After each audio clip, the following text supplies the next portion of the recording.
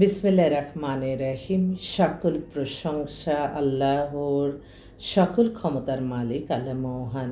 আসসালামু আলাইকুম আমার প্রাণ প্রিয় সকল আপনজন, কেমন আছেন? আমি আপনাদেরই কান্তাপা আবারও চলে আসলাম আপনাদের মাঝে অসংখ্য সুখবর দেওয়ার জন্য। আমার আসলে এমন একটা প্রতিষ্ঠান, এখান থেকে আমরা পাত্রপাত্রীর সন্ধান দিয়ে বিয়ের ব্যবস্থা করি। যাদের ঘরে বিবাহযোগ্য ছেলে মেয়ে আছে, আমাদের সাথে আপনারা সরাসরি চলে আসতে পারেন। আমাদের অফিসের ঠিকানাটা বলে দিচ্ছি। বাড়ির number 8, block B, main road, Banasree, Rampura, lifted 2। Mobile নাম্বারটা বলে দিচ্ছি 01971860261। এই নাম্বারে যোগাযোগ করে চলে আসবেন। আমরা প্রতিদিনই সকাল 10টা থেকে রাত 10টা পর্যন্তই আপনাদের সেবায় ইনশাল্লাহ নিয়োজিত আছি। এই মুহূর্তে বেশ কিছু কোয়ালিফাইড পাত্র চলে আসছে, তাদের জন্য আমার পাত্রী আহ্বান করছি। অবিবাহিত পাত্র হচ্ছে তানভীর, ওর ডেট অফ বার্থ হচ্ছে 90, হাইট 5 ফিট 10, পিএইচডি করেছে, এমএসসি বিএসসি ইঞ্জিনিয়ার বইয়ের থেকে করেছে, এবং পিএইচডি করে আমেরিকা থেকে এখন বাংলাদেশে আসছে। ও একটা ভালো জব করতেছে, তার জন্য একটা সুন্দর হ্যান্ডসাম একটা মেয়ে চাচ্ছে। আর এছাড়া আরও আমাদের কাছে যেই পাত্রগুলি আসছে, আরেকটা পাত্র হচ্ছে বইয়ের থেকে পাশ করা, বিসিএস দেওয়া, সে রোডসেন হাইওয়েতে আছে। ওরও ডেট অফ বার্থ 91, হাইট হচ্ছে 5 ফিট 10, দেখতেও হ্যান্ডসাম। ওরা একটা সুন্দর মেয়ে চাচ্ছে। আসলে আমার ছেলে পক্ষরা কিন্তু প্রত্যেকেই প্রথমেই বলে সুন্দর, নর্মাল মেয়ে হলেও চলবে, কিন্তু সুন্দরটা প্রত্যেকটা পাত্র পক্ষ থেকে এটা আসে।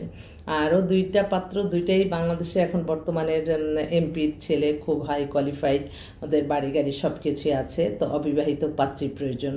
তো আপনারা যাদের ঘরে বিবাহযোগ্য মেয়ে আছে, আমাদের সাথে যোগাযোগ করে আপনার অফিসে চলে আসতে পারেন। অফিস কিন্তু খোলাই আছে। সমস্যা তো থাকবেই, সমস্যার মধ্যেই কিন্তু আমাদের চলতে হবে। অনেকেই বলছে আপা এত অস্থিরতা, এত কিছু, তো এগুলির মাঝেই কিন্তু আমাদের চলতে। এই যে করোনাকালে দেখেন মানুষ, আমরা অভ্যাসে দাস। করোনাকালেও কিন্তু আমি তো আল্লাহ মহানের কাছে হাজার লক্ষ কোটি শুকরিয়া আদায় করছি যে করোনাকালে অসংখ্য বিবাহ ইনশাল্লাহ সম্পন্ন হয়েছে। তখন মানুষ আরও একাকিত্ব ভোগ করে। তখন আমরা মনে করি না যে চতুর্দিকে এত সমস্যা। মানুষ যখন একা নিরিবিলি থাকে, তখন কিন্তু তার একটা মানুষ প্রয়োজন হয়। তো ওই একাকিত্বটা কিন্তু আপনার বিয়ে শাদীর মাধ্যমে কিন্তু এই সমস্যাটার সমাধান হয়। ঝামেলা তো থাকবেই। পৃথিবী জীবন কোনো ধারাবাহিক নাটকের মতো না। জীবনে ভালো মন্দ দুইটাই আসবে, তবে সবসময় সবাইকে খেয়াল রাখতে হবে যে আমরা কোনো কিছুই মাত্রা অতিরিক্ত করব না, ধৈর্যশীল হব, ক্ষমাশীল হব। আসলে বাংলাদেশের আমরা দেখেন, আমি সামান্য ক্ষুদ্র একটা প্রফেশনে আছি। আমি চিন্তা করি আল্লাহর কাছে প্রতিদিন বলতেছি যে আল্লাহ, আপনি পবিত্র আল্লাহর ঘরে আল্লাহর মেহমানা হিসাবে যেতে চাচ্ছি ওমরা করার জন্য। প্রত্যেক বছরই আমি আল্লাহর কাছে যাওয়ার জন্য আমার অস্থির হয়ে যায়, সেই তৌফিক চাই। হয়তো আপনাদের সাহায্য সহযোগিতায় কিছু ছোট ছোট করে একটু জমিয়ে আমার আল্লাহর ঘরে যাই। আমি আমার আজমির শরীফের যাওয়ার নিয়ত করেছি। আল্লাহ এখনও রিজিকের ব্যবস্থা করেনি আজমিরে যাওয়ার, আমার কিন্তু এখনও হচ্ছে না। তো আমি সকলের কাছে দোয়া চাই। দোয়ার চেয়ে বড় শক্তি আর পৃথিবীতে কিছু নেই। আপনারা সব কিছু, আপনারা কী চাচ্ছেন এখন, সেই সব কিছুই তো পারবেন। আপনাদের নামাজ, রোজা, ইবাদত, বন্দেগী, দান, সদকা, মানুষের কল্যাণ, হজ উমরা পালন, ভালো কাজের মাধ্যমে আপনারা কেন মানুষকে ক্ষতি করে, কেন মানুষকে ক্ষতি করে আপনারা আপনাদের আশা পূর্ণ করবেন? এটা কখনো ঠিক না। সেজন্য ভালো কাজের সাথে থাকতে হবে। আর আসলে আমাদের বাংলাদেশের মানুষ, এই যে দেখেন, আমি সামান্য ক্ষুদ্র একজন মানুষ, আমার একটা ছোট্ট প্রফেশন, এটা দিয়ে আমি সবার সাথে আমার বিবাহ ব্যাপারে আমরা সবার সাথে যোগাযোগ করতে পারি। এখন আমার দেশ বিদেশের আমার ভাই ও বোনরা, ওরা আমাকে এত ভালোবাসে আমি বুঝতে পারিনি। প্রত্যেকেই মনে হয় যত ছাত্ররা আন্দোলনে নেমেছে, তার চেয়ে হাজার গুণ মানুষ আমাকে ফোন করে বলছে, আপা আপনি তো আমাদের একটা দেশের সম্পদ, আপনি মানুষের কল্যাণ করেন।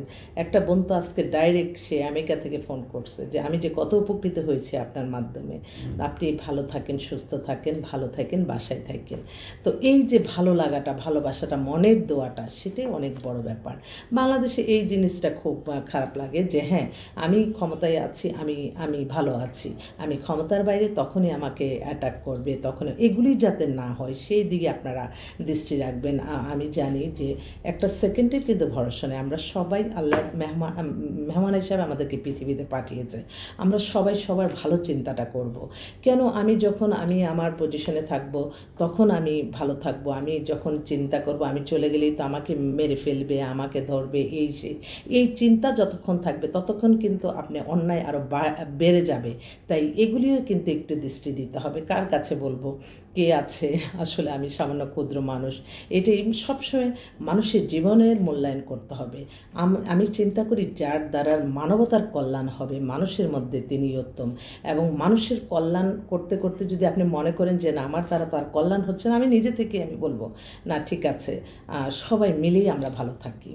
কি একটা মানে মানুষের চিন্তা ভাবনাটা আমি এই কয়েকদিনে এই অরাজকতা দেখে আমি নিজের যাচাই করলাম যে মানুষের কি বিকৃতির চিন্তা ভাবনা, যে এক এক জায়গায় দেখা যাচ্ছে যে হ্যাঁ তুমি সরকারি দল করো, তোমার অবস্থা খারাপ হয়ে যাবে, তোমার এই হবে সেই হবে। কেন হবে? এটা এটা কখনো হওয়া উচিত না। সত্য যেটা সেটাই করতে হবে। কেউ যদি কোনো অন্যায় করে থাকে তার অন্যায়ের ফল অবশ্যই পেতে হবে। কিন্তু আপনি ভালো মানুষের কল্যাণ করছেন, আপনি ভালো আছেন, এটা দিয়ে মানুষকে হিংসা বিদ্বেষ করে মানুষের ক্ষতি করবেন, এটার জন্য তো কিন্তু আল্লাহর কাছে বিচার জবাবদিহিতা করতে হবে। সবসময় সব কিছু মনে করবেন যে আল্লাহ দেখতেছে, এবং এটার জবাবদিহিতা অবশ্যই আল্লাহর কাছে দিতে হবে সবাইকে। তাই ভালো চিন্তা করতে হবে, আপনার দ্বারা মানুষের কল্যাণ হবে, আপনি মানুষের জন্য কাজ করবেন, এটাই হচ্ছে মূল কথা। আর সব কিছুর মূলেই হচ্ছে আপনার ইবাদত বন্দেগীর উপরে আপনার ক্ষমতা, আপনার সব কিছু নির্ভর করছে। তাই যার দ্বারা মানবতার কল্যাণ হবে আল্লাহ যাতে তাকেই আল্লাহ ক্ষমতা দান করেন, এই দোয়া আমি চাই সকলের কাছে। সবাই ভালো থাকবেন। আসসালামু আলাইকুম।